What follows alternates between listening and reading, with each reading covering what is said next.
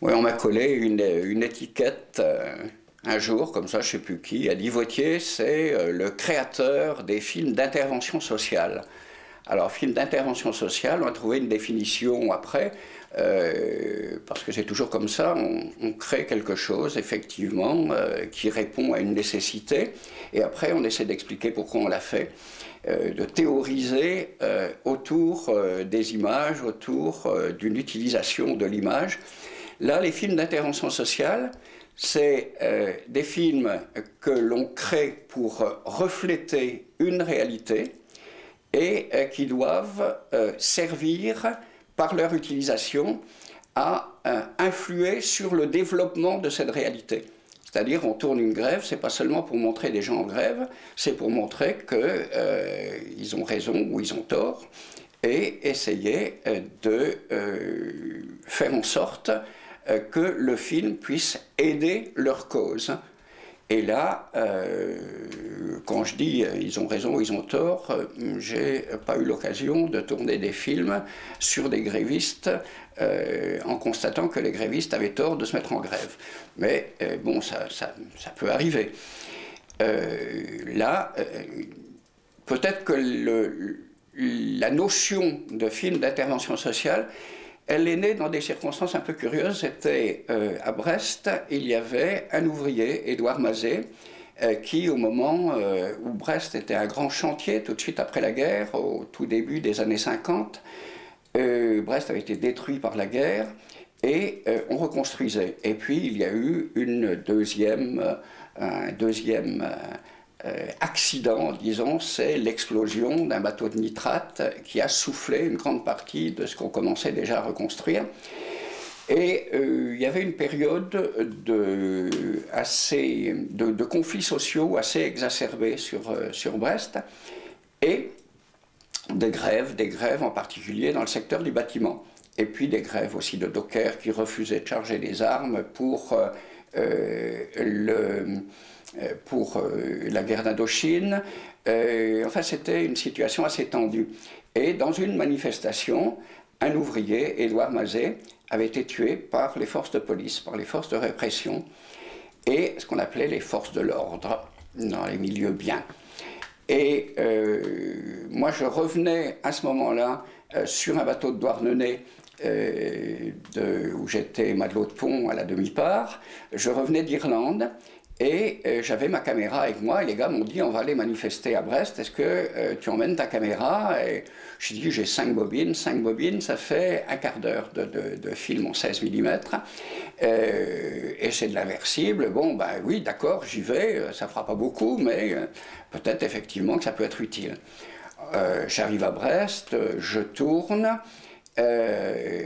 On développe le film en l'expédiant à des copains tout de suite sur Paris. Le développement se fait dans la nuit, on fait le montage et je dis maintenant on peut le projeter.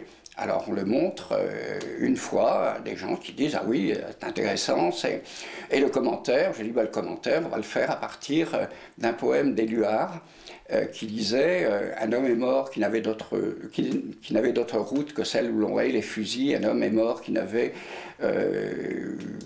enfin c'était le poème d'Éluard assez célèbre déjà à l'époque. Et je dis donc le commentaire, on avait un magnétophone à fil. Le magnétophone à fil, c'était l'ancêtre du magnétophone à bande, mais c'était un fil enduit, un fil magnétisé, et il cassait de temps en temps. Alors on faisait un nœud, c'était plus pratique pour réparer que de recoller. Donc on faisait un nœud, puis ça faisait un petit plop, mais ça passait quand même. On avait donc tout ça enregistré, mais il fallait quand même on avait trouvé un appareil de projection. Et j'ai dit, mais il faut quand même des gens qui m'aident. D'abord parce que je ne sais pas conduire, je n'ai pas de permis de conduire, il faut une bagnole, il faut... Et on m'a collé deux jeunes gars, un gars qu'on appelait Tizef, l'autre j'ai oublié son nom, je crois qu'il s'appelait Nicolas, le deuxième. Et Tizef et Nicolas, c'était deux jeunes gars qui avaient 20 ans, deux jeunes brestois, pur jus, et qui avaient un accent à couper au couteau, tous les deux. Et puis, on me les a collés, j'ai l'impression que les syndicalistes me les ont collés un petit peu pour se débarrasser d'eux, parce qu'ils étaient un peu trublions dans l'âme. Moi, avoir des gens assez trublions et pas très disciplinés, ça m'allait parfaitement. J'ai dit, il faut qu'on trouve une voiture. Et Petit Zef a dit, je vais prendre celle de mon oncle. Et il m'amène une voiture difficilement utilisable pour mettre l'appareil de projection. Parce qu'elle était, je dis bon, ce serait quand même mieux d'avoir une voiture décapotable, mais si on ne peut pas faire autrement, on va utiliser celle-là, on va essayer de fixer l'appareil sur le toit. Il dit, tu as besoin d'une décapotable, je te l'amène, donne-moi un quart d'heure. Et je vois revenir la voiture, il avait enlevé avec le truc électrique, avec la flamme qui, je ne sais plus comment ça s'appelle, là, il est tout coupé, enlevé le toit de la bagnole, il est déposé à côté, et puis il disait, ça fait rien, avant de la rendre à mon oncle, je remettrai tout ça, je ferai de la soudure, j'ai travaillé là-dedans. Bon, toujours est-il que la voiture était effectivement décapotée, sinon décapotable. On a mis l'appareil de projection dedans, et on s'est dit, maintenant, on va mettre l'écran sur un autre appareil, sur une autre voiture à l'arrière d'une camionnette qu'on nous avait donnée entre-temps. Bon, on étend donc un drap à l'arrière et je m'aperçois qu'en tripotant l'appareil de projection, les Zef et Nicolas avaient bloqué la mise au point. Si bien que pour faire la mise au point sur l'écran, on était obligé d'avancer ou de reculer la voiture de l'oncle du Petit Zef.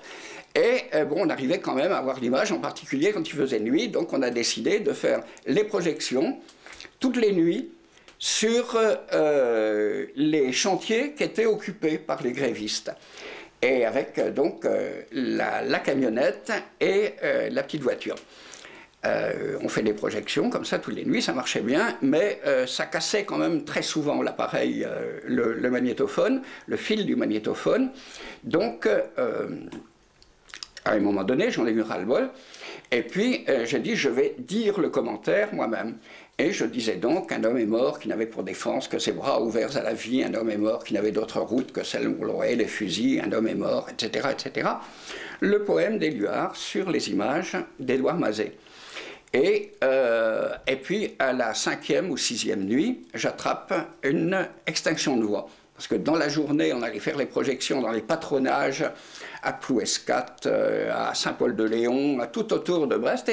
Et les paysans amenaient ce qu'ils pouvaient, des patates, des choux-fleurs, des carottes, des artichauts, qui servaient à alimenter le fonds pour nourrir les grévistes, le fonds de soutien à la grève. Et puis la nuit, on projetait donc sur les chantiers dans Brest. Et quand j'ai eu cette extinction de voix, il y a le Petit Zef qui m'a dit « Laisse tomber, moi je t'ai entendu dire ça, je connais tout ça par cœur, je vais le dire moi-même. » Bon, et puis, à la première projection, il a dit « Un homme est mort qui n'avait pour défense que ses bras qui étaient grands ouverts devant nous tous dans la manifestation, Édouard Mazet qui s'appelait, et les flics lui ont tiré dessus, il n'avait d'autre route que celle où l'on voyait les fusils, et puis les flics qui l'ont descendu devant nous, il est tombé à côté de moi. » Et bon, il a fait une adaptation complète du poème en fonction d'une réalité, qui était la réalité qu'il avait vécue autour d'Édouard Mazet, à côté d'Édouard Mazet. Et moi j'étais complètement sidéré, comme j'avais rebranché et rattaché le fil du magnétophone, j'ai enregistré ce qu'il disait, mais il a continué à faire son truc. Bon, et puis, ça a été comme ça jusqu'à la fin pas jusqu'à la fin de la grève, si on a dû tenir aussi longtemps que la grève, d'ailleurs avec le film, avec les projections. Et puis finalement, je suis monté à Paris avec la cassette et on m'a demandé, avec la bobine, on m'a demandé de faire une projection pour le syndicat des techniciens du cinéma. Parce qu'il y a des gars qui avaient vu le film à Brest et qui disaient il faut à tout prix que les techniciens du cinéma le voient. Moi, j'étais pas très chaud parce qu'on avait fait le montage en grattant et il n'y avait aucun matériel. On avait collé 4 épingles et on grattait à l'époque, on grattait la pellicule, on mettait la colle pour la pellicule entre les deux morceaux, on appuyait, et puis on appuyait avec le doigt dessus pour... on n'avait pas de colleuse, on n'avait rien, quoi. Bon, mais ça tenait. Donc, seulement entre le moment où on a fait la projection, avant qu'on puisse la faire pour le syndicat des techniciens, rue Yves Toudic à Paris, il s'était passé au moins un mois. Et pendant ce temps-là, la pellicule avait séché, la colle avait séché. Et au moment de la projection, j'ai qu'une trouille, c'est que ça casse.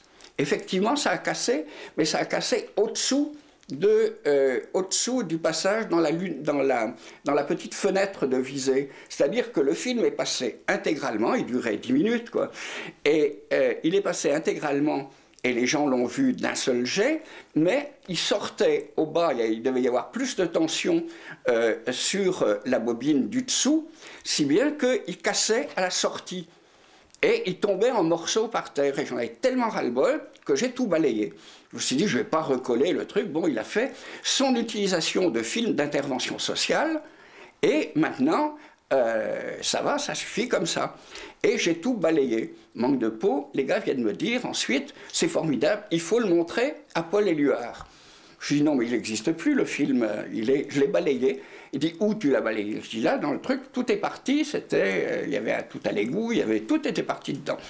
Bon, je me fais engueuler, et puis on dit, mais il reste le son. Et pour Paul Éluard, c'est peut-être le son le principal. Je dis bon, si vous voulez, il y a le magnétophone.